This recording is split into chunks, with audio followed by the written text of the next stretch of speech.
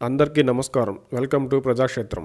ఎన్నికలు దగ్గర పడుతున్న కొద్దీ సమాజంలోని మేధావులు, రాజకీయ విశ్లేషకులు ఎన్నికలలో డబ్బు ప్రభావాన్ని తగ్గించడం కోసం, ఓటు విలువను ప్రజలకు వివరించడం కోసం ప్రజలను చైతన్యవంతం చేస్తూ ఉంటారు.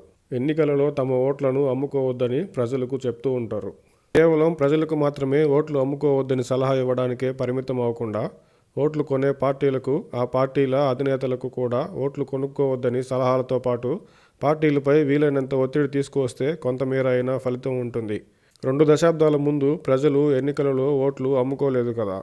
ప్రజలకు అవసరమైన కార్యక్రమాలు రూపొందించడంలో క్రమేణా పట్టుతప్పిన పార్టీలు ప్రజలను ఆకర్షించడం కోసం, పేదరికాన్ని, ప్రజలకు నగదు అవసరాలను ఎన్నికల్లో తమకు అనుకూలంగా మార్చుకోవడం కోసం పార్టీలే ఓట్లను కొనుక్కోవడం, ఓటుకు నోటు ఇవ్వడానికి తెరతీశాయి. ఇప్పటికీ రోజుకి కనీసం 300 రూపాయల సంపాదన కూడా కష్టమయ్యే కోట్ల మంది ప్రజలు ఉన్న సమాజంలో ఓటుకి నోటు తీసుకోవడం తప్పని తెలిసినా నగదు అవసరం దృష్ట్యా ప్రజలు సైతం క్రమేణా ఓట్లను అమ్ముకోవడం మొదలుపెట్టి ఇప్పుడు నోటు ఇవ్వకుంటే ఓటు వేయం అనే స్థితికి ప్రజలు చేరుకున్నారు.